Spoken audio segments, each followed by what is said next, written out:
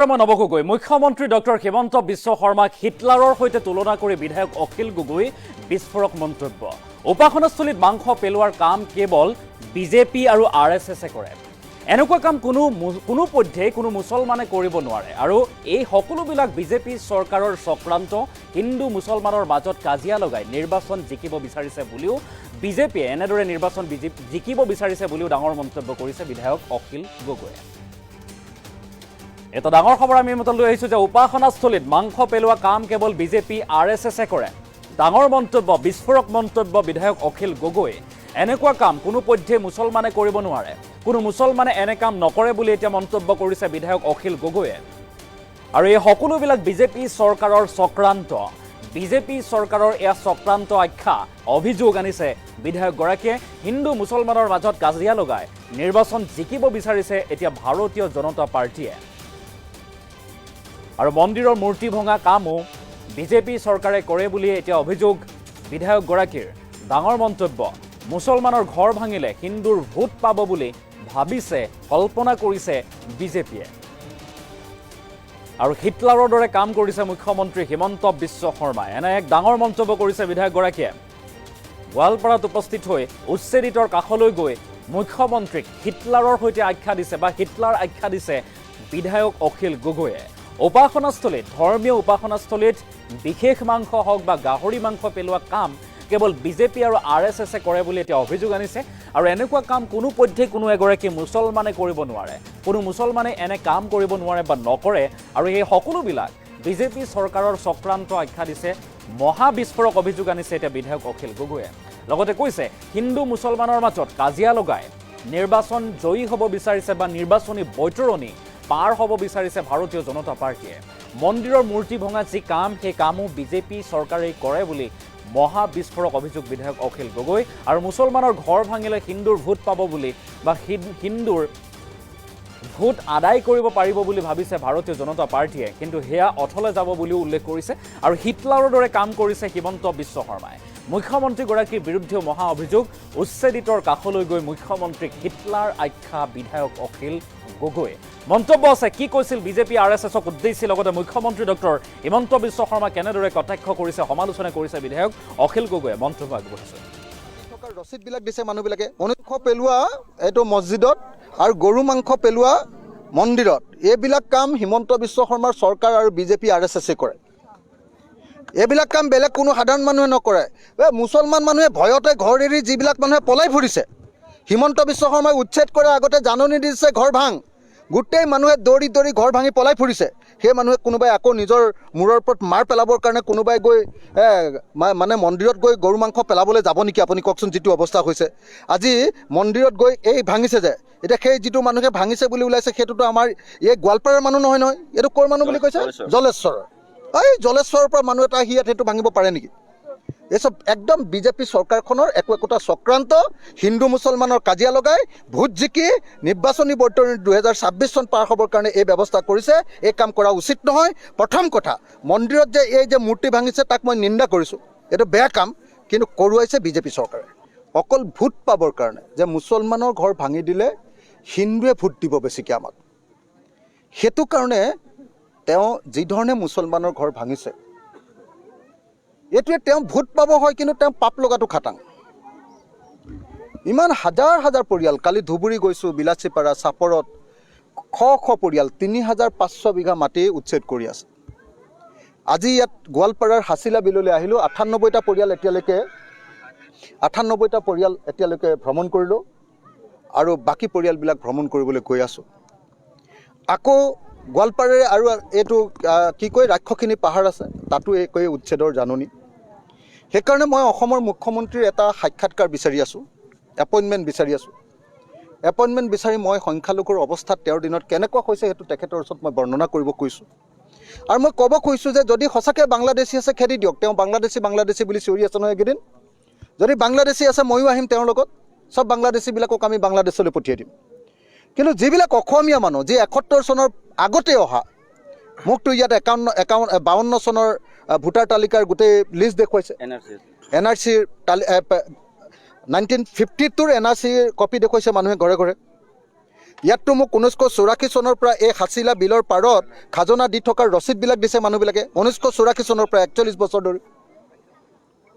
তাৰ পাছত কেৱল সংখ্যালঘু হোৱাৰ কাৰণে, কেৱল মুছলমান মানুহ হোৱাৰ কাৰণে যি অত্যাচাৰ কৰিছে। মানুহ চাওক আপুনি, যিটো ঘৰত আছে, যিখন ত্ৰিপালৰ তলত আছে, সেইটো আমি কৃষক মুক্তি, ছাত্ৰ মুক্তি আৰু ৰাইজৰ দলে চেষ্টা কৰি দিছোঁ। অকণমান খোৱা বস্তু আমি যেনে তেনে কিবা এটা কৰি দিছোঁ। বাকী না কোনো নাই। বিজেপিৰ মানুহেতো কি কৰিছে, ইয়াতে ফিল্ডখনত পঞ্চায়তত মানুহবিলাকে আশ্ৰয় ল'ব কৈছে, তাৰ পৰা খেদি দিছে, দিবা নাই। এটা টিউবৱেল বহাইছিলে, টিউবৱেলটো ভাঙি দিছে, পানী খাবলৈও ব্যৱস্থা কৰি দিয়া নাই। আনকি চৰকাৰে এবাৰ খবৰ ল'বলৈও অহা নাই। 22 দিন ধৰি মানুহবিলাকে, গৰ্ভৱতী মহিলা আছে, বৃদ্ধা মহিলা আছে, বৃদ্ধ মহিলা আছে, বেমাৰী মানুহ আছে, সৰু ল'ৰা ছোৱালী আছে, 22 দিন ধৰি এই ত্ৰিপালখনৰ তলত, এখন ত্ৰিপালৰ তলত সৰু আপোনাৰ 8 ফুটো নহয়, কেই ফুট হ'ব এইটো, 4 ফুট 4 ফুট 4 ফুট 5 ফুট এনেকুৱা ত্ৰিপালৰ তলত 5জন 6জন পৰিয়ালৰ মানুহ আছে। বোৱাৰী শহুৰ একেলগতে, শাহু পুতেক একেলগতে। এনেকুৱা পৰিস্থিতিত মানুহক ৰাখিছে। এইটো হিটলাৰৰ কাম হৈছে। হিমন্ত বিশ্ব শৰ্মা অসমৰ হিটলাৰ বুলি মই আজি কেম্পৰ পৰা ঘোষণা কৰিছোঁ। কাৰণ হিটলাৰে সেই ইহুদীবিলাকক কেনেকুৱা অত্যাচাৰ কৰিছিলে, সংখ্যালঘু মানুহ হোৱাৰ ক্ষেত্ৰত কেৱল এই অত্যাচাৰ কৰিছে। আৰু এই অঞ্চলৰ মানুহক উচ্ছেদ নকৰোঁ বুলি এইটো মানুহে ভোট লৈছিলে, কি নাম, ৰহিন জিব্ৰাম। আৰু ৰহিন জিব্ৰানে ভোট লৈছিলে যে এই অঞ্চলৰ মানুহক উচ্ছেদ নকৰোঁ যদি বিজেপিক ভোট দিয়ে। কিন্তু তাৰ পাছতো এতিয়া উচ্ছেদ কৰিলে। উচ্ছেদ কৰাই নহয়, তাৰ পাছত তেওঁ একো সহায় সাহায্য কৰিবলৈ ইয়ালৈ অহা নাই। তেওঁ নাটক কৰিলে বোলে মই পদত্যাগ কৰিলোঁ, কিন্তু এতিয়াতো পদত্যাগ কৰা নাই। তেওঁতো শপতেই লোৱা নাই পদত্যাগ ক'ত কৰিলে। তেওঁতো এতিয়া পদত্যাগ কৰা কাগজখন আমি ক'তো দেখা নাই। এইবিলাকতো ফাঁকি। ভয় খুৱাই মানুহৰ পৰা ভোটটো ল'লে, মুছলমান ভোট লৈ তেওঁ জিকিলে। আৰু জিকাৰ পাছত এতিয়া হিমন্ত বিশ্ব শৰ্মাৰ চিণ্ডিকেট চলোৱা ৰহিন জিব্ৰানে এতিয়া সেই জিকাৰ পাছত তেওঁ এবাৰো খবৰ ল'বলৈ অহা নাই। গতিকে অসমৰ মুখ্যমন্ত্ৰী ডাঙৰীয়াক কৈছোঁ, এনেকৈ সংখ্যালঘুৰ বধ্যভূমিত পৰিণত কৰিবলৈ অসমখন এৰি দিয়া নহ'ব। মানুহৰ মানৱতাৰ বধ্যভূমি পৰিণত কৰিবৰ কাৰণে হিমন্ত বিশ্ব শৰ্মাৰ, অকল হিমন্ত বিশ্ব শৰ্মাই এই অসমত নাই। আমি সকলো অসমীয়া মানুহ ইয়াত জীয়াই আছোঁ। তোমাৰ কথা মতে মানুহক কেনেকৈ অত্যাচাৰ কৰিবলৈ নিদিওঁ। সোনকালে ক'ৰবাত এটা বিকল্প সংস্থাপনৰ ব্যৱস্থা কৰিব লাগিব। মই ৰাইজৰ লগত কথা পাতিছোঁ, চৰকাৰৰ লগত, মুখ্যমন্ত্ৰীৰ লগতো এইকেইদিনতে গৈ কথা পাতিম। এটা এপইণ্টমেণ্ট বিচাৰিছোঁ, যাতে এই অঞ্চলৰ প্ৰত্যেককে সৰুকৈ হ'লেও অকণমান মাটি দিব পৰা যায়, তাৰ ব্যৱস্থা গ্ৰহণ কৰিব।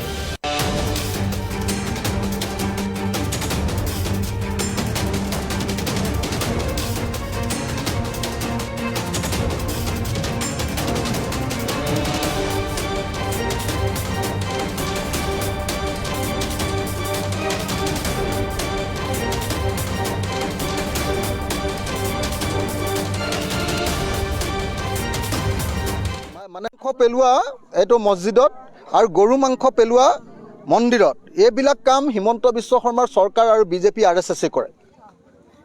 এইবিলাক কাম বেলেগ কোনো সাধাৰণ মানুহে নকৰে।